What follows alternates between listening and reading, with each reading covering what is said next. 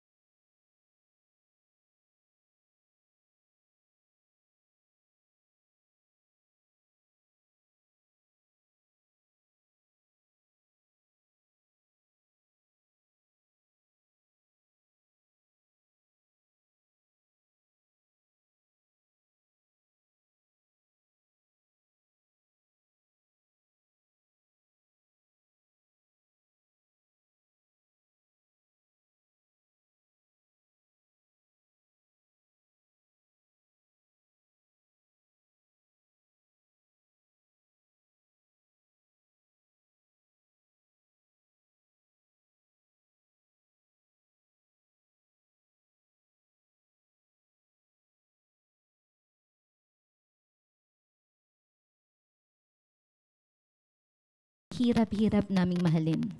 Father, we ask for your forgiveness. Patawarin mo kami, Ama, sa mga pagkakasala namin against you at sa lahat ng sakit na naramdaman mo ng dahil sa amin. May you forgive us at times we think highly of ourselves na nakalimutan namin kaya kami nandito ngayon ay dahil sa iyong habag at dahil sa iyong pagmamahal. And as we walk daily, Father, it is our prayer that you will help us to look at other people with grace, kagaya ng kung paano mo kami tinitignan. Help us, Lord, to embrace each other despite of our differences, Lord, despite of our misunderstanding. And may your love be evident, Lord, hindi lang, Lord, sa family namin, but in our relationships na meron kami here in the church, in the work, and in the school, Father. Maraming salamat, Ama, dahil alam namin, Lord, nakakayanin namin, Lord, na maging isang masayang pamilya dahil ikaw ang Diyos na sinasamba namin. Continue, Lord, to change our hearts. Continue, Lord, to transform us with your love and with your word, and help us to be in step with the Holy Spirit daily. Lahat ng papuri at pasasalamat ay maingat naming binabalik sa tanging pangalan ni Jesucristo na aming Diyos at tagapagligtas. Amen.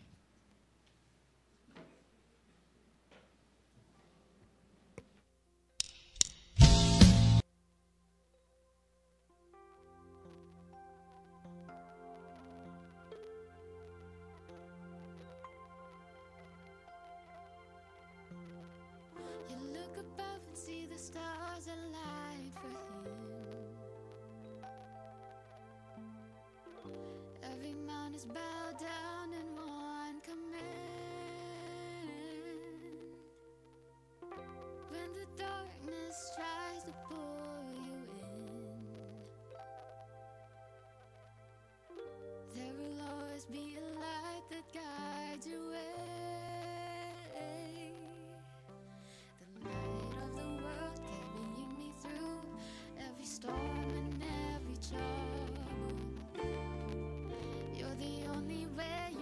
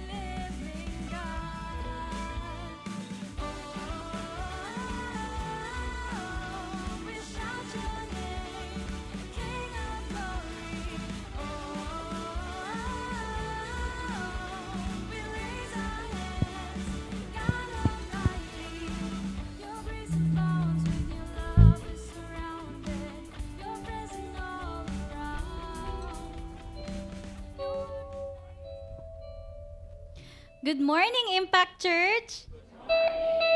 Happy Easter po sa ating lahat. Kamusta naman po kayong lahat? Mabuti naman po. Ayan, batiin naman po muna natin yung mga katabi natin ng Happy Easter! Ayan. Happy Easter po sa ating lahat. Ayan. Today is a day of celebration because today we are celebrating the resurrection of Jesus. Jesus is alive. Amen po ba? Amen. So as we gather here today in God's presence, let's take this moment to quiet our hearts and remember that Jesus is alive. He is always with us. There may be uncertainties or challenges that we are facing right now, but let us remember that God is with us. He is unshakable. He is our foundation and our cornerstone. That's why, church, let us all stand. And let's invite everyone to please stand. And together, let us worship our risen King.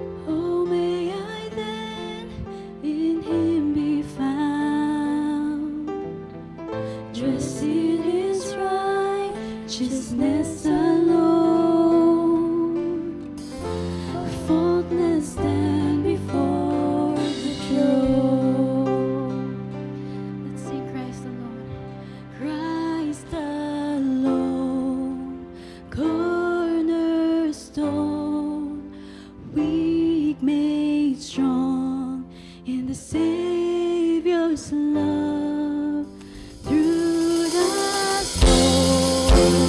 He is Lord,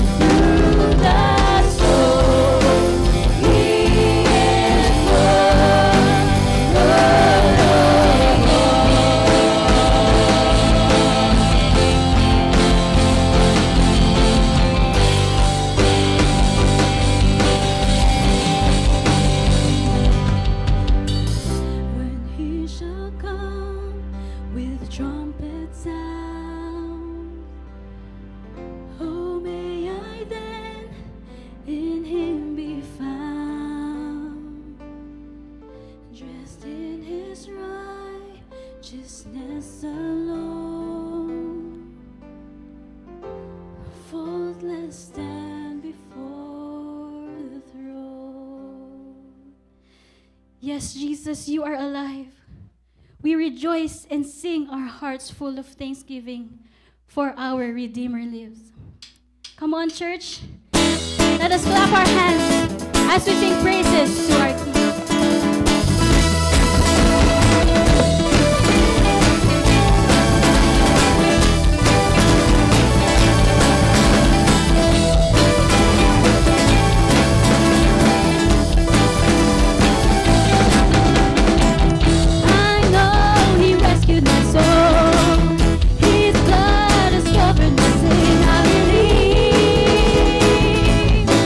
I believe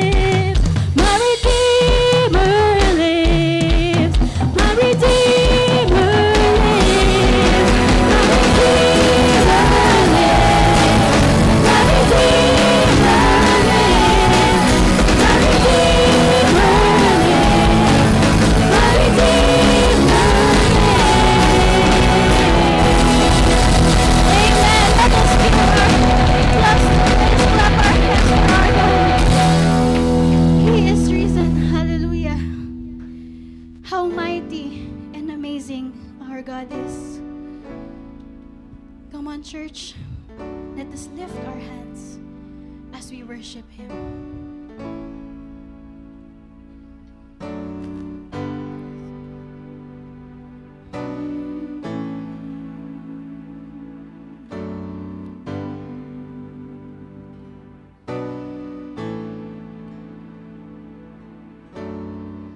Our Father everlasting, the all-creating One, God Almighty.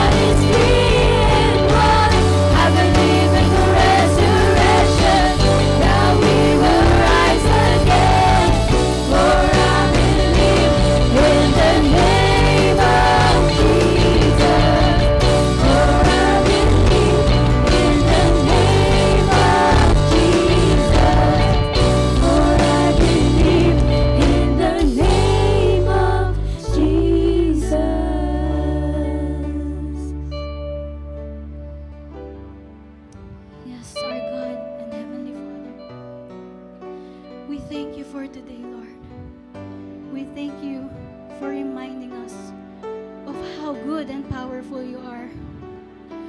We are thankful for the cross and even more thankful for the empty tomb, Father. Thank you for loving us enough to die for us and strong enough to rise again for us. We declare with our hearts that we believe in you. We believe in your love and in your promises. May we always remember of who you are, Lord. Our Lord of all, our Father, and our King. Please strengthen our faith and fill our hearts with peace. Help us, Lord, to walk in your truth every day. May we open our hearts and our minds as we listen to your word for today.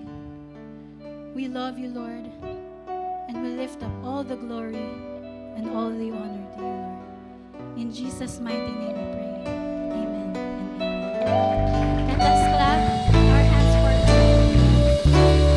Amen. You may now all take your seats.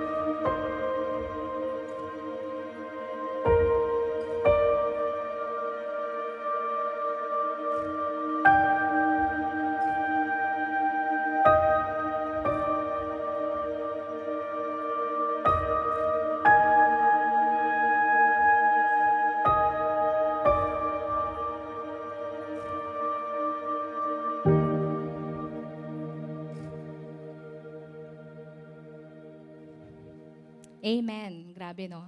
Napaka-ibig ng Panginoon sa bawat isa sa atin. Pwede ba nating pasalamatan ang ating Panginoon sa tindi naman ng ating palakpakan? Ayan. Happy Resurrection Sunday po sa ating lahat. At ngayong umaga, grabe, no? Medyo nakaluwag-luwag tayo. Literal. Kasi ang haba na lang natatanaw ko sa aking kaliwa. Ayan. Pero syempre, gusto muna nating batiin ang magdiriwang ng kanilang kaarawan para sa linggong ito. April 22, yan po ay si Arzel Repolo. Andito ba si Arzel? Ayan, happy birthday, Arzel. And sa April 23, ang isa sa mga creative na teachers ng ating Sunday School, yan si Ice Herradura. Ayan. And yan, sa April 24, ang ating song leader kanina at isa sa mga Sunday school teachers din ng ating church, yan si Liarnie Love de la Torre. Happy birthday sa inyong tatlo. At syempre, magdiriwang din ang kanilang wedding anniversary. Andito na ba si Pax Joji at aking kumare na si Lorena Lumawan. Yan. Sila ang dahilan kung bakit marunong kaming mag-pickleball. Yan. Take note, marunong pa lang, hindi pa po magaling. Ayan. And of course, gusto nating pasalamatan ng Panginoon sa ginagawa niya sa ating simbahan. Ayan po, kung hindi po alam ng lahat, tayo po ay meron ng bagong office at syempre na-extend po ang ating worship hall. Yan. So makikita niyo po sa screen, yan na offer na din po kay God ang ating new office at salamat po sa patuloy na provision ng Panginoon sa ating simbahan. At nitong nagdaang Holy Week, last week yan, pinasasalamatan din po natin ang ating mga speakers sa ating online retreat. Yan, si Reverend Joanne Talisaysay, si Pastor Alvin Lim, at si Dr. J.R. Marasigan. Sana po ay nakatulong ang ating online retreat sa ating pagninilay-nilay na ginawa natin. Ito lang nakaraang linggo. Yan. And ito, excited na po tayo sa mga upcoming events po ng ating simbahan. Yan po ay pinangungunahan ng ating basketball clinic. Ayan, ay magsisimula sa April 23 to 25 this coming week. Tama po ba, Pastor Jero? Yan. And magtutuloy sa April 30 to May 1. Yan po ay gaganapin sa Juan Sumulong High School, 8 a.m. to 12 noon. At syempre, to celebrate more yung ating pag-aawitan at to experience more ang presence ng Panginoon, yan po ay ang ating Uplift Worship Night na gaganapin naman po sa April 25 at yan po ay magsisimula ng alas 7 ng gabi. Kung hindi nyo pa po ito na-experience yan, iniimbitahan ko po ang bawat isa na maki-join sa ating Uplift Worship Night. Okay?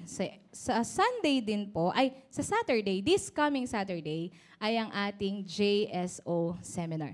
Jesus Strategy Overview Seminar. Yan po ay gaganapin ng 8 a.m. hanggang 4 p.m. Yan. Yung mga hindi pa po nakakapag-JSO Seminar, please join us sa Saturday. Ayan. And sa Sunday din po ay magkakaroon ng Youth Fellowship! Mag-ingay lahat ng kabataan. Yehey! Yan. Sa Sunday yan ha. Huwag niyong kakalimutan. 1:30 to 3:30 ng hapon. At ito, isa pang good news. Tayo po ay magkakaroon ng 40 Days of Disciple-Making Campaign. At yan ay magsisimula, ang ating 40 days ay magsisimula sa Sunday, April 27 hanggang June 15. Ayan, at aaralin po natin dyan, Jesus in Mark. Yan. Sa ating mga small group meetings, wag po kayong magtataka dahil ito po ay sabay-sabay nating pag-aaralan bilang buong iglesia.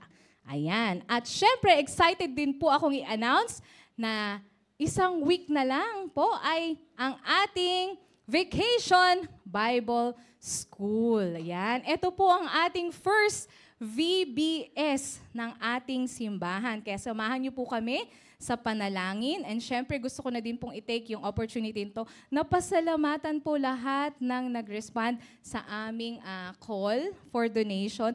Maraming salamat po. Totoo po, no? Talagang nagpo-provide po si Lord sa ating mga pangangailangan. Yan. Kung kayo po ay magulang at meron kayong anak na nag-a-attend ng Sunday School, sabihan niyo po sila sa April 28 hanggang May 1, tayo po ay merong VBS. Yan. And, of course, 2 Sundays na lang po ay ang ating Everybody's Birthday. Yan. Meron po tayong opportunity na makatake part dito sa ginagawa ng ating simbahan na tinatawag po nating Malasakit Ministry. Yung malilikom po natin dito sa Everybody's Birthday ay gagawin po nating fund para po ma-provide at matugunan ang pangangailangan po ng ating simbahan pagdating sa ministry na ito. Yan, para maihanda nyo po ang inyong regalo sa ating Everybody's Birthday. 2 Sundays na lang po ay ang ating Everybody's Birthday. May 4 po yan. May 4 po natin yan, i-collect yan. And magkakaroon din po ng worship leading training sa May 4. Sunday din po yan. 1:30 to 3:30 p.m. Pakisabihan na lang po si Pastora Angela, tama po ba ako? Kung kayo po ay interesado. Ayan. At magkakaroon din tayo ng Bible Study Method Training sa May 24. So yan po ang ating announcement sa umagang ito. And of course, part din po ng ating pagsamba sa umagang ito ay ang pagbibigay ng ating mga tithes and offering. Kaya nga po hinihikayat ko ang bawat isa na magbigay ng ating tithes and offering sa ating Panginoon. Bakit po? Ito ay pagpapakita ng ating pasasalamat at pagtitiwala sa Kanyang provision sa ating mga buhay. Sabi po sa Malakay 3:10, dalhin ninyo ang buong ikapu sa kamalig upang magkaroon ng pagkain sa aking bahay. Subukin ninyo ako ngayon sa bagay na ito, sabi ng Panginoon ng mga hukbo, kung hindi ko buksan ang mga bintana ng langit at ibu sa inyo ang pagpapala hanggang sa walang kasya.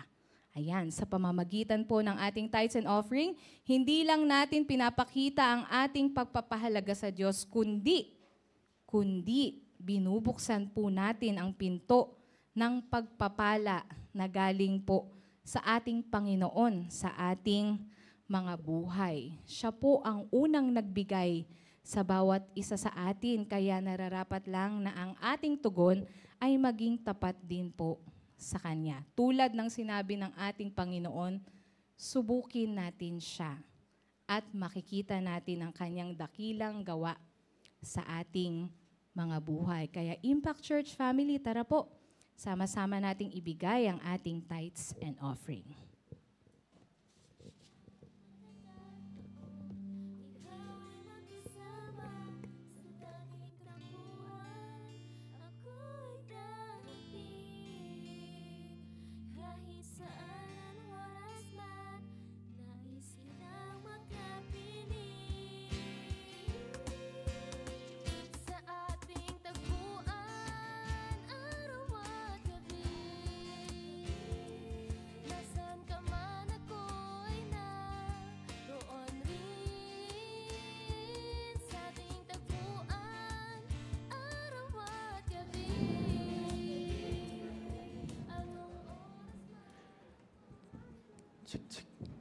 Good morning.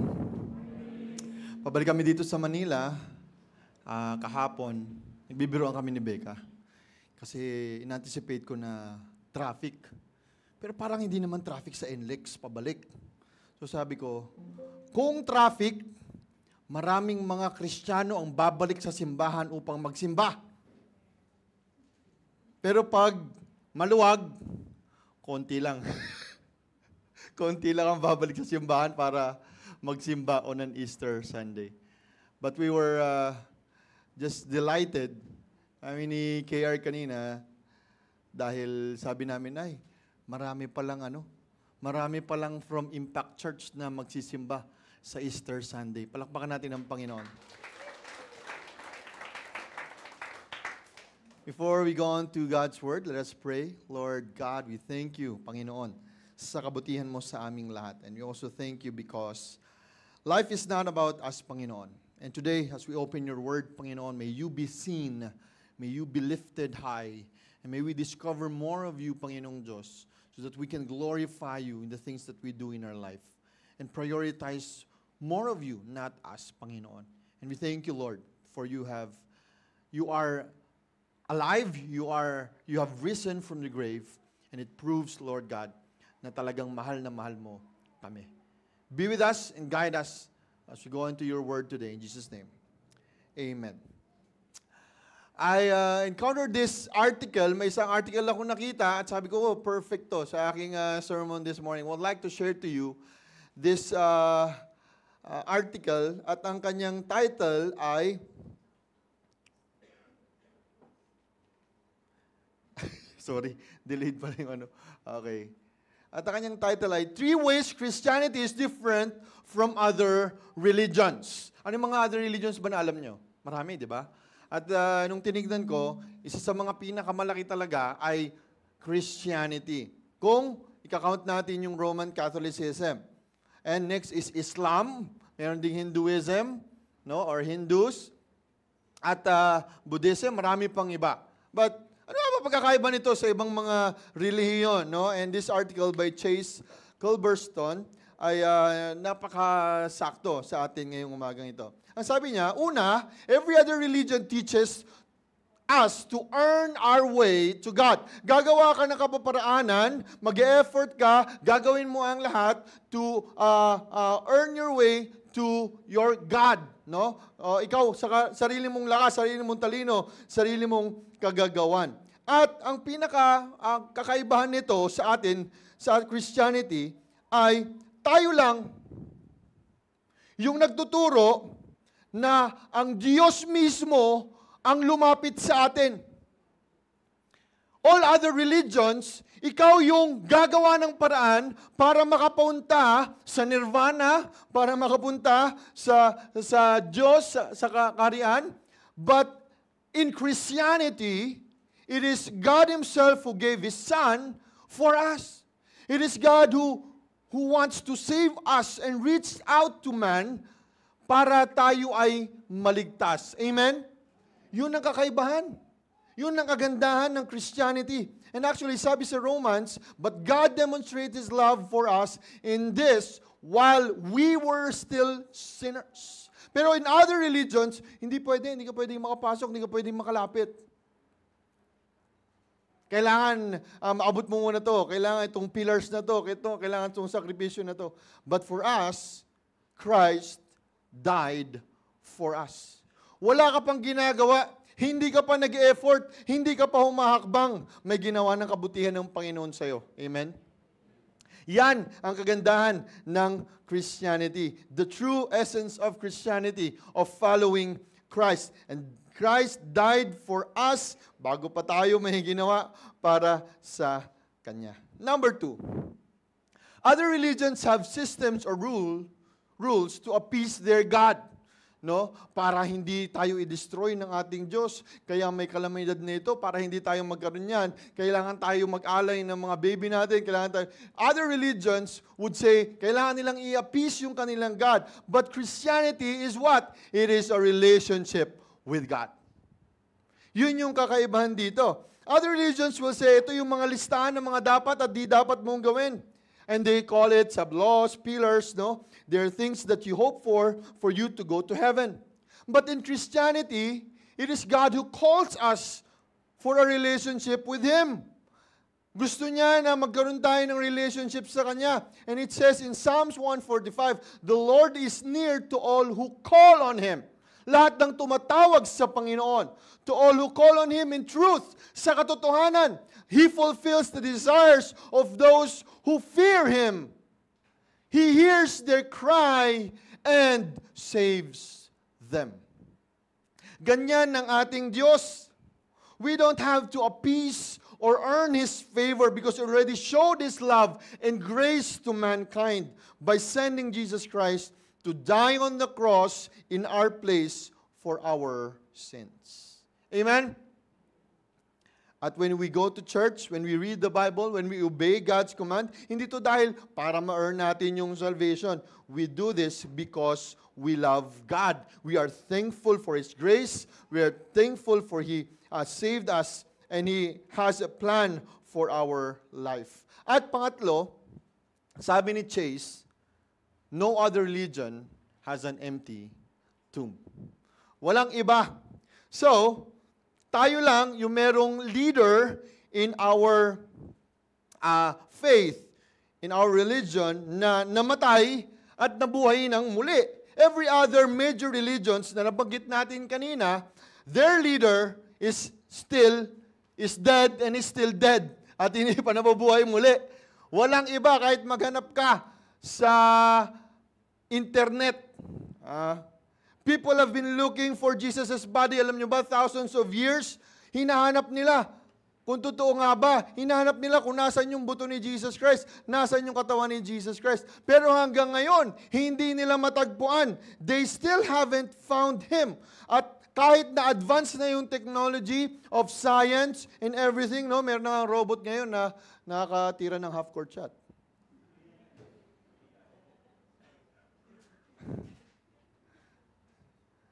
Ang tao nakakapunta na sa space dahil kay Elon Musk. With the advancement of technology, bakit hindi nila mahanap yung katawan ng Panginoong Diyos, which is still a mystery in the world's science? Why? Because the tomb is empty. Because Jesus has risen from the grave. And in Matthew 28 says, He is not there. He is not here. He has risen.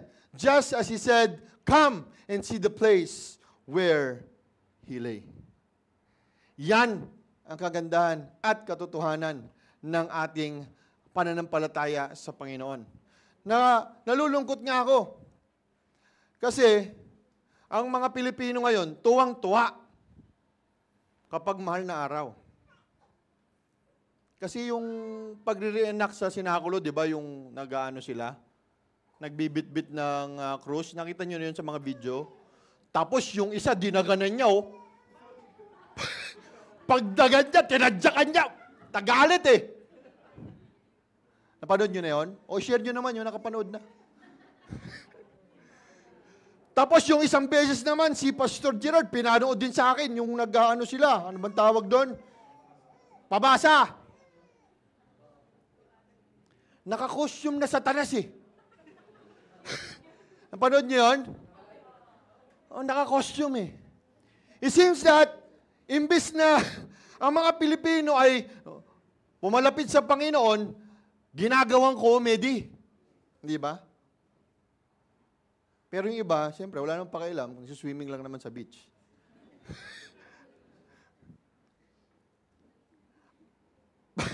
But where we are now is to understand that kailangan natin bigyan ng halaga sa buhay natin ang pagkabuhay ng ating Panginoong Hesus.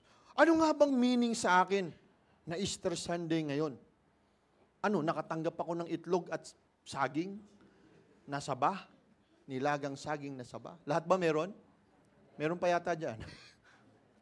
Easter, kasi may Easter egg hunt tayo. Walang egg hunt. Binigyan na kayong lahat eh. Yun ang hanapin. Binigyan na kayo eh. But the meaning of this really relates on how we as Christians would now respond to our God.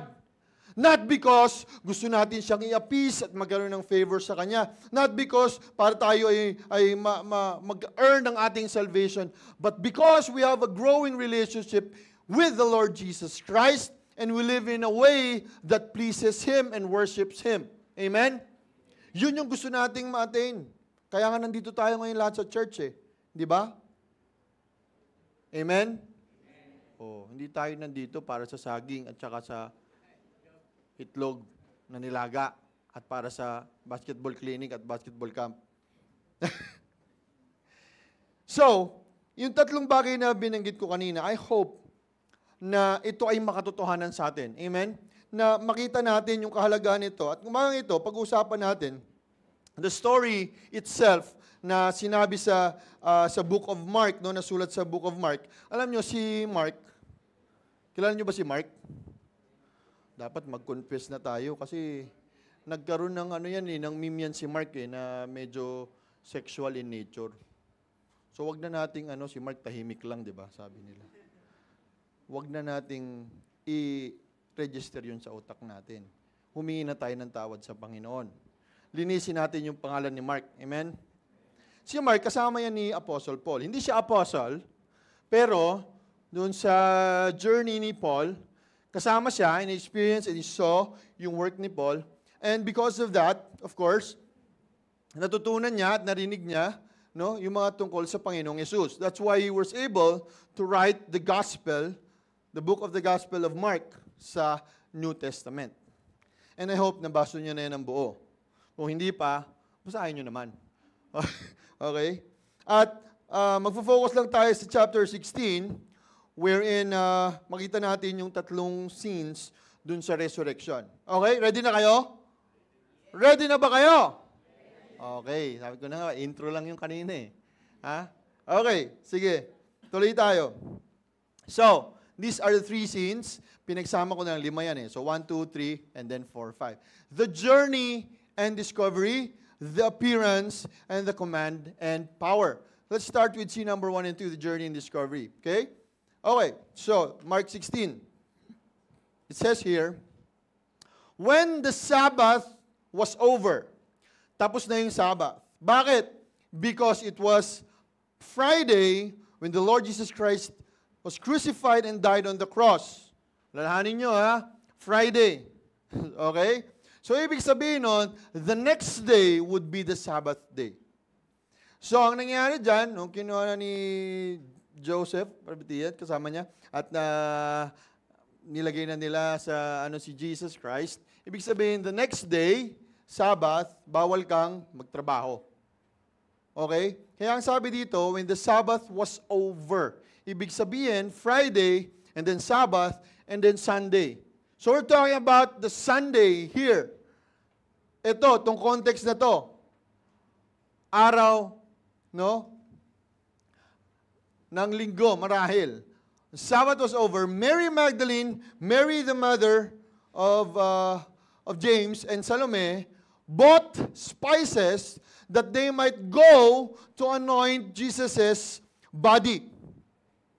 So, ang context nito, pinagbawal. So, nung nailibing si Jesus Christ, bawal silang pumunta doon kasi kung magta-travel ka more than a mile, work na yon. Bawal yun sa Sabbath day. Kaya ang araw lang, kailangan nilang hintayin para makapunta sila.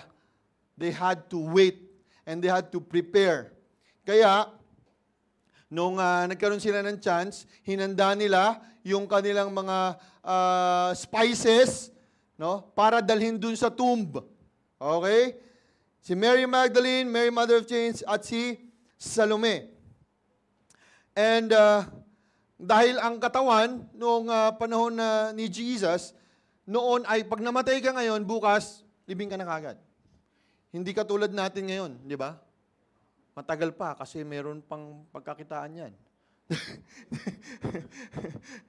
Sa kanila, i-wrap kagad sila, no? Hindi ini-imbalsa mo, katulad natin. Kaya nga pagkamatay ni Lazarus, most probably talagang possible na ilang araw na siyang nandun, pero buo pa kasi yung katawan niya, hindi pa tinanggal yung mga atay niya, hindi pa tinanggal yung mga bato, kaso-kaso, basta. Buo pa. Kaya nung sinabi ni Jesus, Lazarus rise, talagang kompleto pa. Mahirap naman kung tumayo si Lazarus, wala na pala siyang mata sa katenga, Nakakatakot na yun. So, possible. They wrap it with strips of cloth in arms and legs and put in between yung nard, myrrh, and aloe dahil yung nilalagay nilang ito not only preserves pero yung amoy, it smells, nagko-contradict siya dun sa decaying body, kumbaga napapaprolong niya. At saka pag binuksan nila yung tube, yun nga para medyo mabango, hindi mabaho. So, and one thing very interesting, sabi dito, they wrap the face with a different cloth called sudarium. At it says here that it helped daw yung face ni Jesus na maging unrecognizable. Bakit? Kasi naalala nyo sa kung napanood nyo yung Passion of the Christ, hindi ba? Nung binugbog si Jesus, he was beaten up, yung crown of thorns nasa ulo niya, his face was unrecognizable. Nakita na kayo ng ganun na siguro nakipag-UFC, nakipag-boxing na basag-basag yung muka. Ganon yung mukha ni Jesus Christ. Ganon yung galit ng mga Romans para kay Jesus. No? Ganon siya. Warak-warak yung mukha niya. So they had to wrap it, beaten up and unrecognizable. And verse 2 says, Very early on the first day of the week. Ito na nga yun. Kumbaga, kakatapos pa lang nung Sabbath, talagang gusto na nilang puntahan. Kasi isang araw na sila naghintay eh. So pumunta na tatlong babaeng ito doon sa tomb. And just after sunrise, ang sabi dito, they were on their way to the tomb. And they asked each other. Tanong sila sa isa't isa, sino ba yung magtatanggal ng malaking bato doon sa tomb? Sino? Sino ditong malakas na kayang gawin yon? Ha? Si Kuya Buddy. Si Kuya Buddy, alam ko yung malaki katawan dito eh. Pero nasubukan ko na yung maliit na bato, di ba? Ang bigat nun. Lalo pa kaya siguro yung tinatakip dun sa entrance na ganyan kalaki. So just imagine, pumunta itong mga babaeng to doon sa tomb nang hindi nila niisip o inaalala na, teka nga, o nga sino magtatanggal nung covering? Wala ba dito sa natin? Bago kasi yung banner natin, no? Okay, Pastor Raymond, salamat, maganda eh. Okay. Sino magtatanggal nitong malaking bato? Hindi nila naisip. Basta gusto nila pumunta kay Jesus, dun sa body ni Jesus.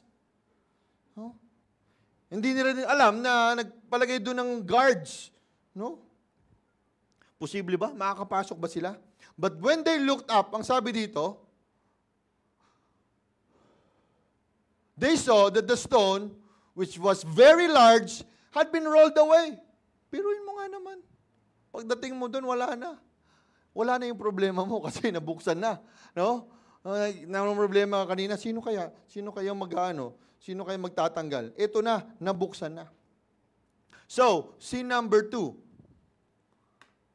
As they entered the tomb, pumasok na sila, nandun na sila, nakita na nila, bukas na. Pagpasok nila, nakita sila ng isang batang lalaki, young man, dressed in a white robe, sitting on the right side, at sila ay, siyempre, sabi dyan, na alarm. Nag-alala sila, bakit ganon? Bakit may lalaki dito? At, kung napanood nyo yung video natin with Pastor J.R. Marisigan, ang sabi nga dito, hindi explicitly sinabi na angel, but in tradition, it says that a man wearing a white cloth, puti, ang dami nakaputi ngayon nakaputi rin ako eh. Yung mga nakaputi, mga mukhang anghel yan. Hindi, yung mga nakaputi daw, it's always related to a divine being. So pag nakita sila ng divine being, nakaputi, katulad ni Pastor Olim dun sa likod, divine being yan. Ganun yung kanilang perception. No? Kaya, they would think of, okay, ito ay galing sa Panginoon kasi naka-white. Okay? And, remember, even in their time, talagang may nagpapakita yung angel because even si Mary, di ba, nagpakita sa kanya yung angel at nagdala ng mensahe sa kanya. Ang sabi, don't be alarmed. Ang sabi nitong young man na ito, you are looking for Jesus the Nazarene who was crucified sa pinako.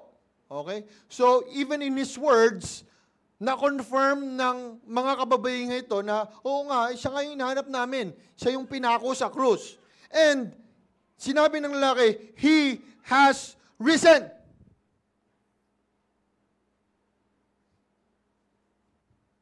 Siya ay nabuhay ng muli. Wala siya dito.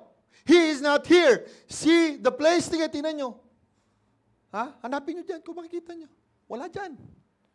Okay? See the place where he laid. Wala siya dyan. But go, ang sabi niya, tell his disciples and Peter, he is going ahead of you into Galilee. Abay, nauna pa talaga si Jesus sa kanila. Kasi nandun pa sila sa tomb, naghahanap, habang si Jesus nandun na. There you will see him. Sabi niya, makikita niyo siya. Talaga? Patay na si Jesus, tapos makikita namin. No? Just as he told you. So, pinaalala niya na Jesus was telling them that this will happen. Na siya ay mamamatay, pero siya ay mabubuhay ng muli. No? Nasyak sila, oo. Kasi, hindi nila ma-imagine, ang sinasabi pala ni Jesus, magkakatotoo. Totoo na nga, eto na nga. Nabuhay na, wala na si Jesus sa tomb. And they were expecting a body, not a resurrected one.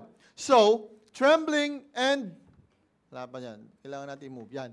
Trembling and bewildered, the women went out and fled from the tomb and said nothing to anyone because they were afraid. Hindi nila sinabi na wala na dun yung katawan ni Jesus sa mga ibang tao dahil natakot din sila. Kahit naman siguro tayo, no? Hindi pa tayo nakakita ng ganun eh. Napatay na, nabuhay ulit. Okay? So, ano bang makita natin dito from this narrative? Let me share to you what I saw here. What I saw here is the desire of these women, of these disciples of the Lord Jesus Christ, to honor, first and foremost, to bring an oil, to bring something for the Lord Jesus Christ even in His death, and to discover Jesus. Ano ba nangyari na sa Kanya? Ano na, totoo na ba? Talaga nga ba magre-resurrect na Siya? Makita natin dito na sinulat at pinahalagahan ng author na si Mark ang devotion ng tatlong kababaihang ito para sa Panginoon. And I want us to see how important yung kanilang act to honor Jesus Christ. Hindi yung, patay na yung Savior natin, patay na yung Messiah na sinasabi natin at sinusundan-sundan natin, wala na tayong pakialam sa Kanya.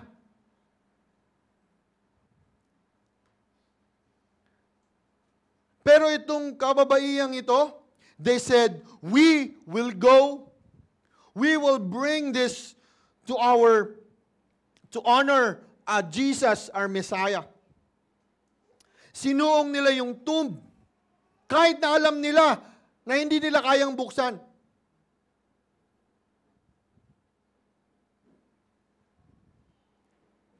Nagbaka sakali sila na i-anoint ng oil kahit hindi nila alam na may gwardiya na pwedeng pumigil sa kanila.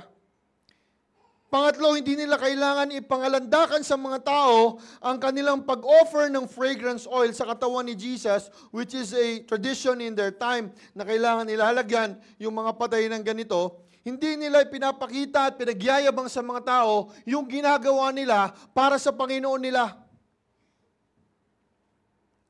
Dahil ang kanilang dedikasyon at kagustuhan na makita si Jesus ay nandoon. At dahil dito, they discovered far more greater than what they has expected. That Jesus has risen from the grave. At hindi sila makapaniwala. They cannot believe themselves that the greatest miracle of all generation has happened in front of their eyes. Jesus rose from the grave. Mga kapatid, gaano ba tayo ka-devoted kay Jesus?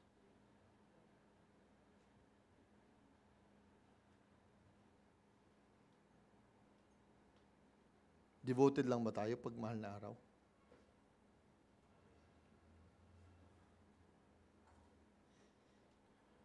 Are the things that we do enough?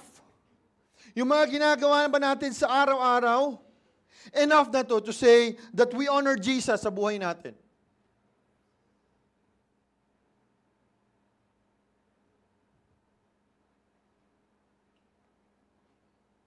O meron pa tayong magagawa, at mababago sa buhay natin so we can really say that we honor God with our life.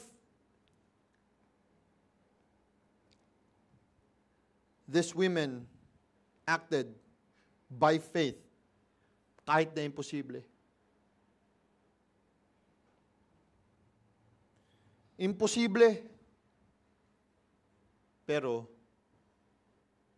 pumunta sila at sumunod sila sa Panginoon.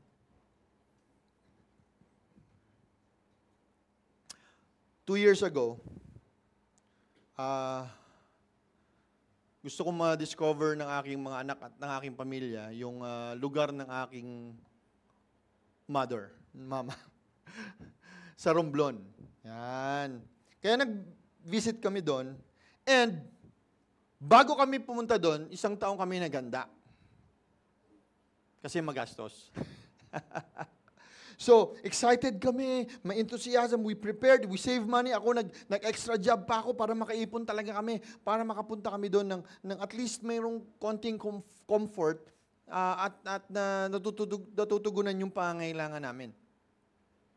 At alam ko, marahil kayo ganun din. Kung gusto nyo umuwi sa probinsya nyo, di ba, naghahanda kayo, ayaw nyo pumunta doon ng wala kayong dala, wala man lang kayong pasalubong, di ba? Pinaghahanda nyo na gusto nyo, sumakay kayo ng aeroplano, kaya train, o whatever. Pinaghahandaan natin yan. At excited tayo na makita sila. And then I realized when I got there, na it's not just about my family, seeing yung lugar, nature, maganda, presko, maganda ang simoy ng hangin, may waterfalls, mayroong dagat. But it's more of the people. Yung roots ng aking mga grandparents na doon tumira from ages, no? Yung mga kamag-anakan na nandun, nakapalibot dun sa lugar. It was a time to meet yung relatives, to share your time, your resources, and pray for some of them. It was an encounter. And every time we go back, di ba, dun sa roots natin, sa lugar natin, sa probinsya natin, it's all about going back to an encounter with the people, the culture, and the foundation of relationships. In the same way, we need to take our roots back to our Creator, to know what Jesus has done for us, to know His heart, and why He loves us so much. Natanong nyo na ba sa sarili nyo yun? Bakit ba ako sobrang mahal ng Panginoong Yesus? Bakit ba kahit na I'm failing in the areas of my life, kung saan dapat ako maging maayos, maganda, pero parang I'm still short. Pero bakit na kahit sobrang sama ko, kahit sobrang hindi ko siya napiplease, bakit ba mahal na mahal ako ng Panginoon? Tanong niyo na ba sa sarili niyo yun? Na kahit na napapabayaan mo yung spiritual life mo, bakit nandiyan pa rin si God? Bakit ayaw pa rin niya akong lubayan? Bakit mahal na mahal pa rin niya ako? Grabe, no?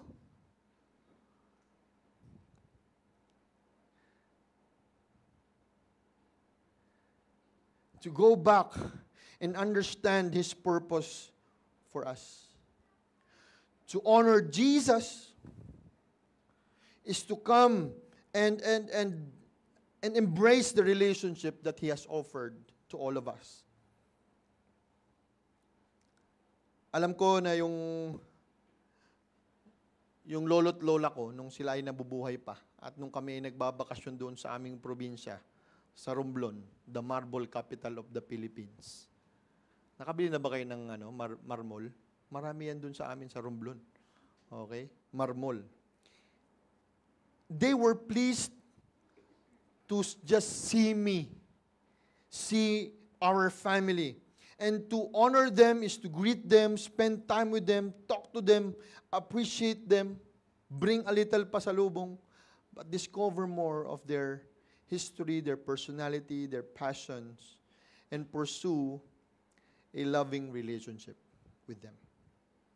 In the same way, we as believers, I believe, na kung paano natin pinipursue at pinapahalagan yung mga relationship na meron tayo dito sa mundong ito, sa ating mga kamag-anak, sa ating pamilya, sa mga tao na mahalaga sa atin, all the more, I think, we need to pursue and honor and discover who Jesus Christ is, who loves us so much.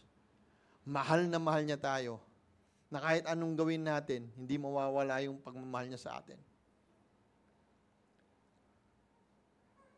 At sabi ko nga, oo nga, mahal na araw, Holy Week, minsan sa isang taon, ginagawa natin na nagfo-focus tayo, nagbibigay tayo ng panahon para sa Panginoon.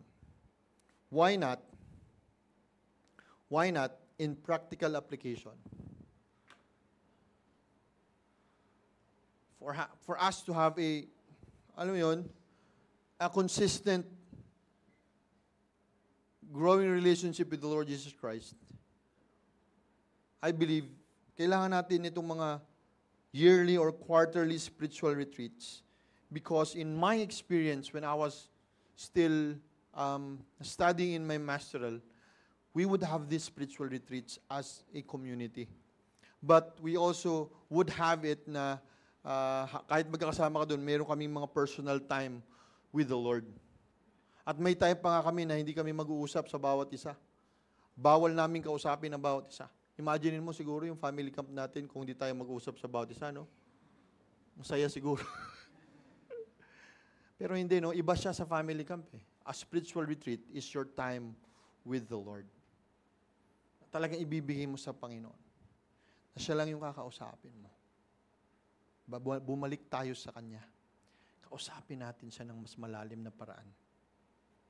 And I believe, no, we would come to know more of Jesus in a deeper manner. Next is the appearance. Tuloy tayo. When Jesus rose early the first day of the week, He appeared first to Mary Magdalene. Sino si Mary Magdalene? Siya yung na-possess ng demons at pinalabas si Jesus from out of her, no? Yung mga demons na ito. And sabi diyan, no, that she went and told those who have been with him and who were mourning and weeping. Sa kanya nagpakita si Jesus Christ nung si Jesus Christ ay rose from the grave. Nagpakita siya kay Mary Magdalene. At si Mary naman, in turn, he went to the people who was sad and grieving because of Jesus Christ dying. At sinabi niya, buhay si Jesus! Huwag na kayong malungkot! And when they heard that Jesus was alive, anong nangyari? Hindi sila naniwala. Hindi sila naniwala. No? Tapos, eto na nga. Nagpakita naman siya dun sa dalawang babae pa. Habang naglalakad. At itong mga babaeng ito, sinabi nila dun sa mga kasama nila, buhay si Jesus! Ano nangyari? Hindi sila naniwala.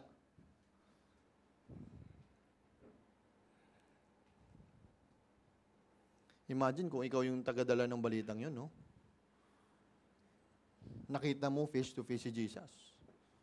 Tapos, sinabi mo sa small group mo, tapos hindi sila naniwala.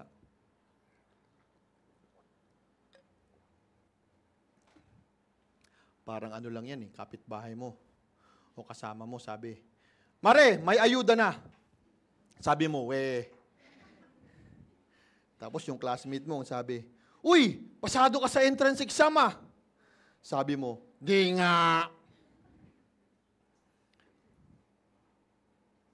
Or may nagbalita sa'yo, bayad na yung tuition fee mo. Sabi mo, maniwala ako sa'yo. Minsan may mga miracles at blessings si Jesus, pero ayaw pa rin natin maniwala.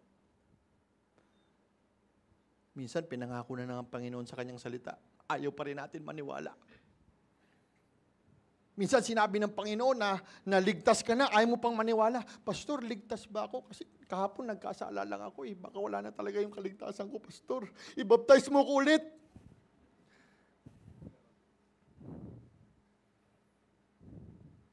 Minsan sinasabi ng Panginoon, sinasabi ng Panginoon sa kanyang salita, bagong nilalang ka na. You are a new creation. Ayaw pa rin nating maniwala. Pastor, tao lang ako. And the word of the Lord says, you are free from the bondage of sin. Pastor, mahina talaga ako.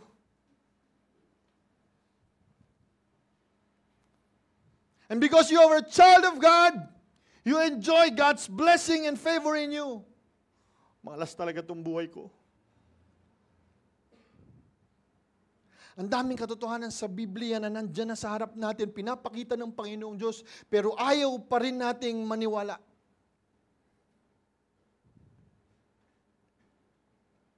Sinasabi ng Panginoon, ako nang bahala sa iyo, akong bahala sa pamilya mo, akong bahala sa future mo. Ayaw pa rin nating maniwala.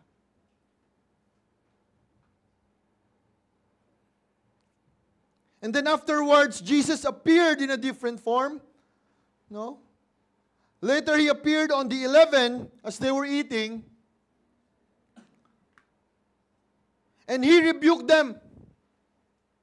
Ito pa pala yung kailangan, i-rebuke ni Jesus.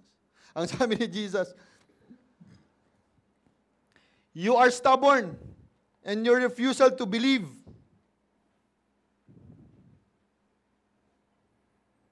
Gusto ba natin, i-rebuke pa tayo ni Jesus? Hindi naman siguro, no? Huwag naman.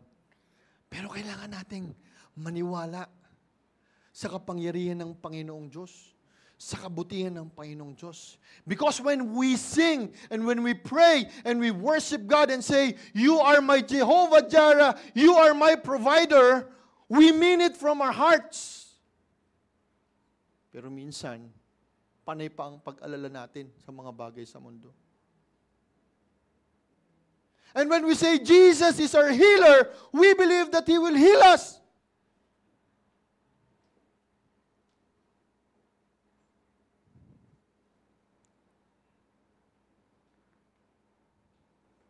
And Jesus expects for them to have a deeper faith because He already told them that He will rise from the dead.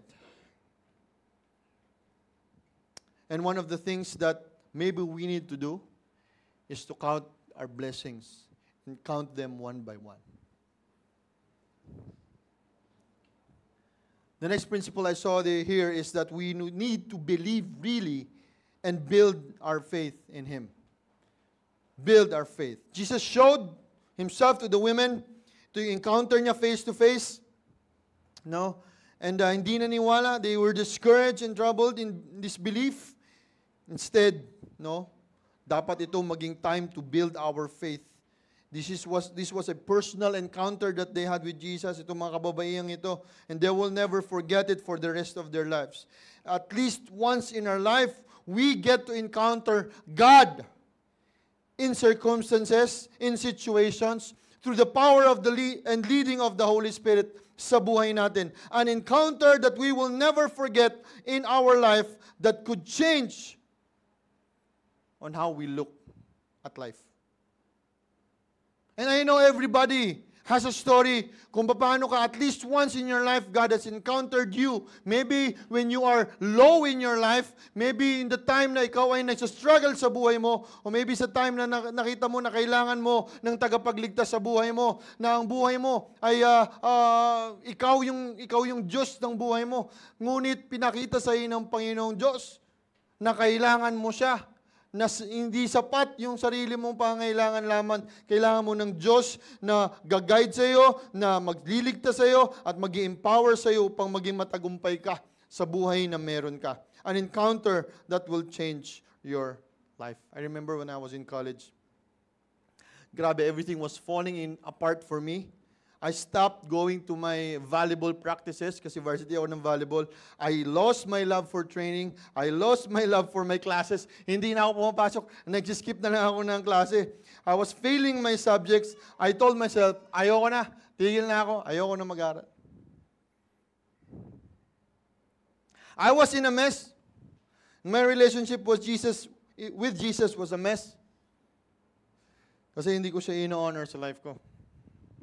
I wanted to try many things in my life na hindi siya kasama. Mas gusto kong pumunta kasama yung barkada ko. Mas gusto ko yung hindi ako pumapasok, matulog na lang ako sa bahay.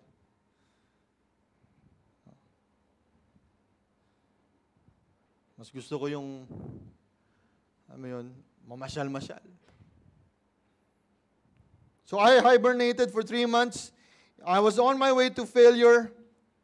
Pero ginamit ng Panginoon ang aking papa, aking dad, para ma-realize ko, sabi niya sa akin, anak, ano ba nangyayari sa'yo? No. And it was those words that helped me to remember na I was wasting my life on nothing. And remember that I was crying before God and telling how sorry I am. Kung ano nangyari sa buhay ko. I was in college, mga third year college. The point where I felt broken, but God picked me up. He restored me. He restored my relationship with my parents. And I went back to a right relationship with God. What was your encounter with God? Paano mo kayo tinawag pabalik ng Panginoon sa Kanya?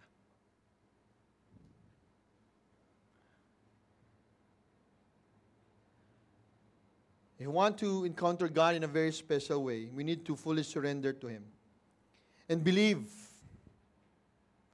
that whatever we have encountered, whatever we have faced sa buhay natin, mahal niya tayo. And He has died for us. He has died for our sins.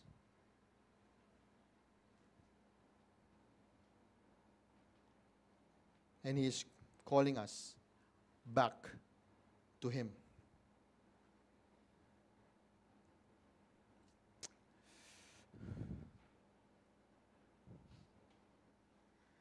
Bilib nga ako dun sa isang kapatiran natin na couple kasi nagte-testify sila. Sabi nila, bakit nung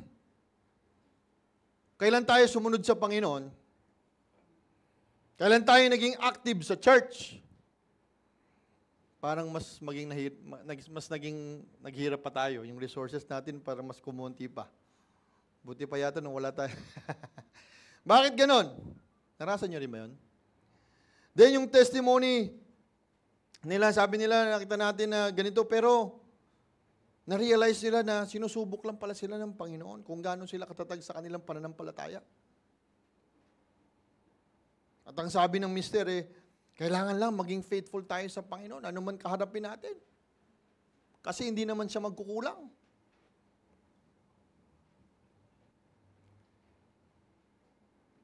Totoo nga, God's blessing is seen to those who faithfully serve Him. Kasi hindi sa financial marahil yung blessing, sabi nila, hindi sa financial, pero yung mga anak namin, blessing. Dahil nakatapos, ay nagka-honors pa.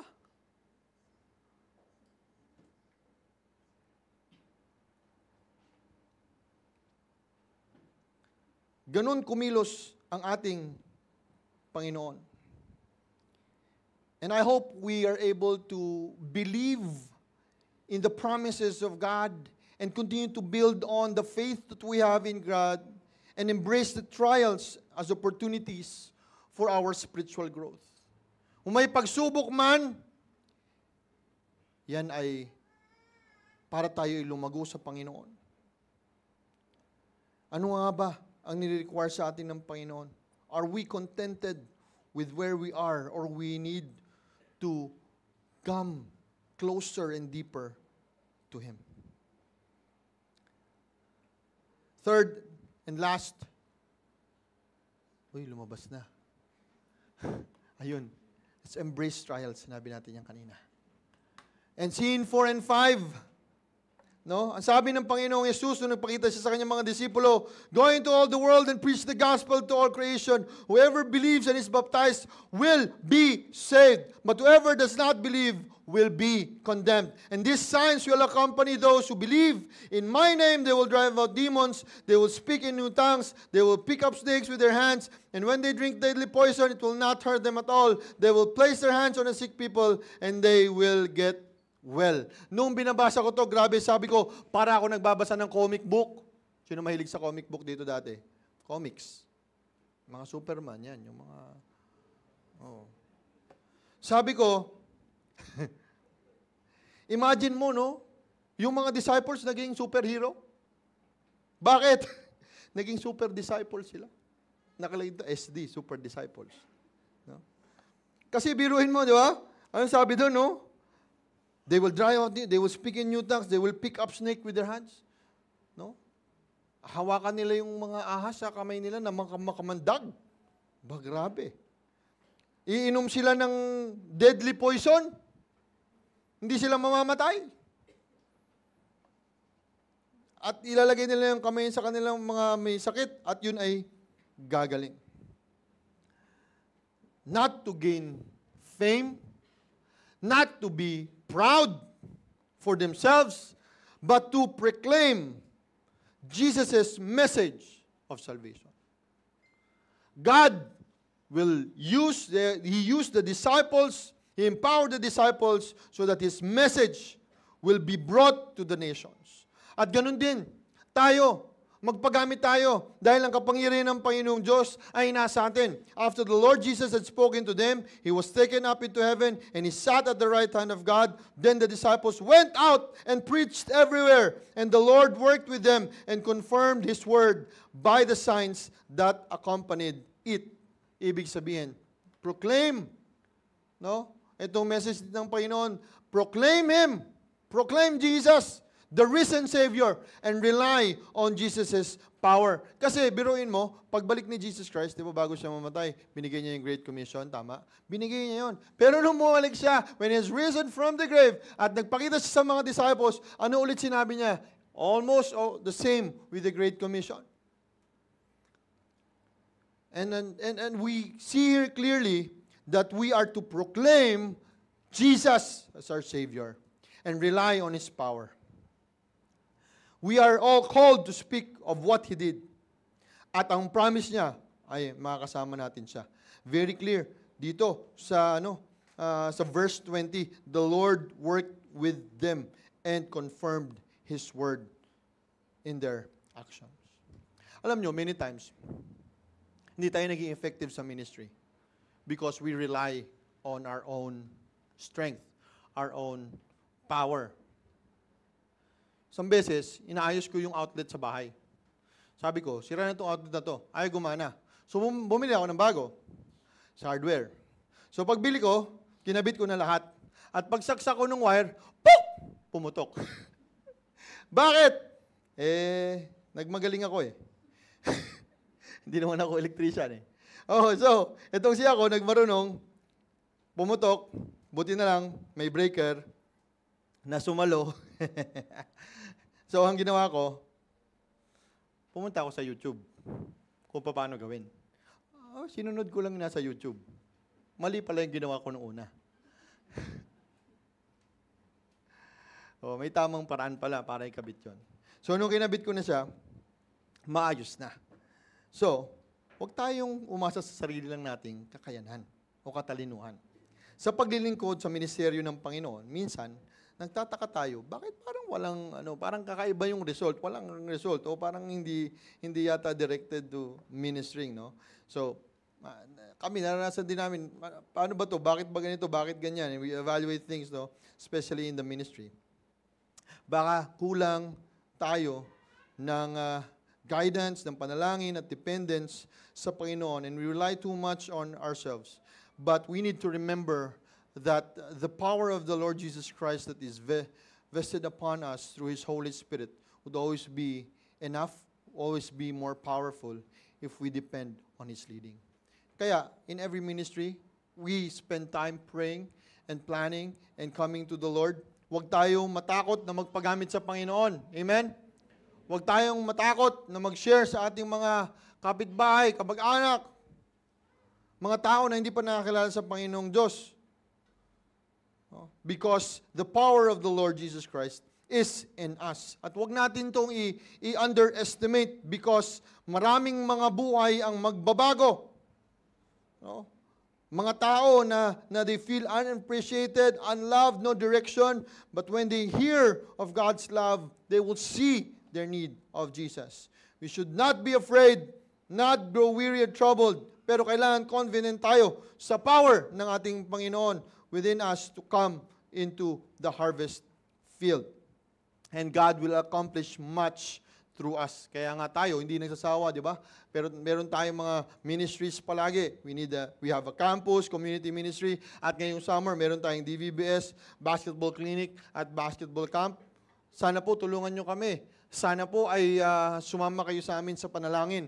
Pagkat napaka-crucial ng ating ginagawa. The power of God to change lives. Yan ang gusto nating mangyari. For people to know and experience God in their life. Amen. Nag-amen na yung baby. Okay? Nag-amen na. Okay? Sabi niya, Pastor Jeron, tagal mo kasi mag-preach. Gutom na ako. So, let me end with this.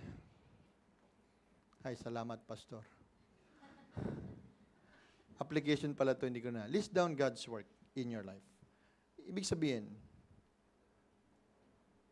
gagamitin ka ng Panginoon sa kahit anong kaparaanan. Pero, kung hindi mo yan ipaplano, hindi mo ililista kung paano, hindi yan mangyayari. Kaya dapat, ilista mo sino, saan, kailan, paano. In the end, let me share this to you. Resurrection is what? It's victory over death. It shows that death is not the final word. Jesus has overcome death. Resurrection is sufficiency of Jesus' sacrifice. It confirms Jesus' death na sufficient para sa kasalanan ng tao, leading to forgiveness and reconciliation with God. Resurrection is what? Hope for eternal life. Ang resurrection na to na ino-offer ng Panginoon para sa mananampalataya ay hope natin eternal life in the presence of God. Resurrection is also proof of Jesus' divinity. Nakita yung kanyang power of divine nature and authority, confirming as He claims to be the Messiah that died and lived again. Resurrection is the foundation of the Christian faith.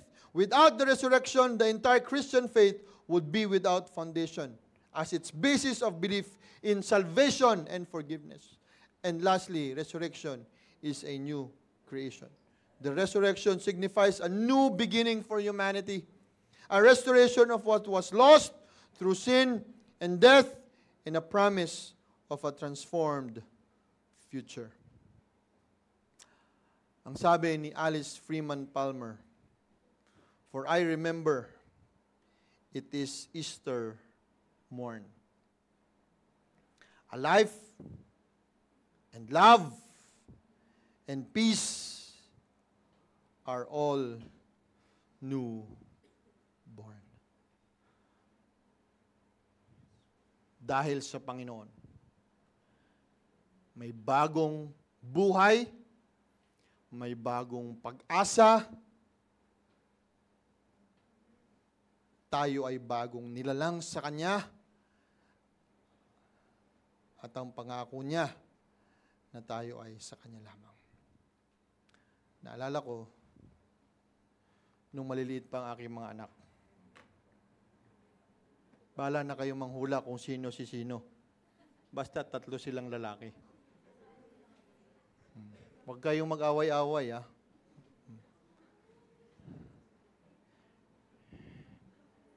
A newborn baby would always, shows new life, new beginning, new hope.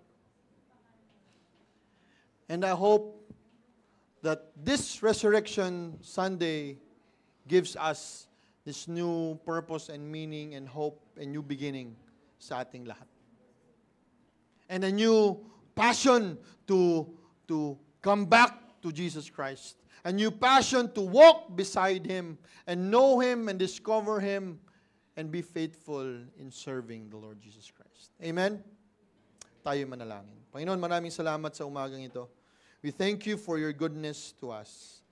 And today, Lord, we will never forget how Your power was shown through all nations when You, the only one true God, lived, died, and rose again on the 3rd day, signifying, Lord, that You are our God, true God, na nagbayad ng aming mga kasalanan. And because You are alive, that we are united in You and made alive in You, Panginoon, we will have this hope of our future and eternally being with You as well.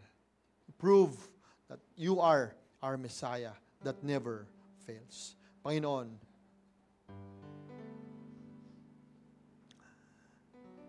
sa lahat ng aming mga nabanggit na pag-usapan ngayong umagang ito, naway hindi namin makalimutan kung sino kami sa Iyo. Because it will show how close we are to you. Huwag niyo pong hayaan ng mga bagay sa mundo ay maging hadlang upang magkaroon kami ng malalim na debosyon sa iyo, malalim na relasyon sa iyo, at malalim na paglilingkod sa iyo. Ano man ang aming kaharapin, Panginoon, alam namin na nariyan ka upang tulungan at gabayan kami sa aming buhay. Maraming salamat sa pagmamahal mo, Panginoong Diyos. Pinupuri ka namin, pinapasalamatan sa pangalan ni Jesus. Amen. Church, let us all stand as we sing this song.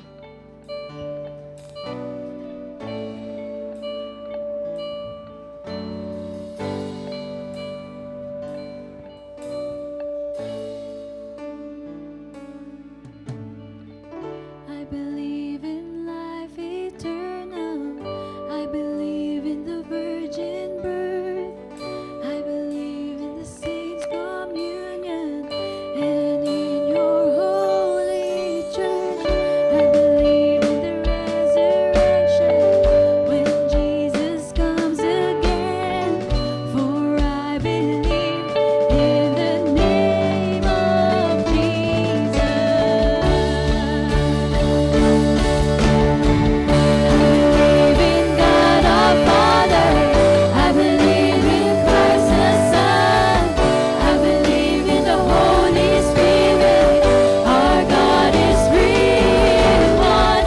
I believe in the resurrection, that we will rise again. For I believe in the name of Jesus. I believe in God our Father. I believe in Christ the Son.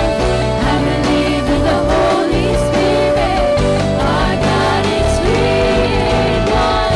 I believe in the resurrection, that we will rise again. For I believe in the name of Jesus. For I believe in the name of Jesus. For I believe in the name of Jesus.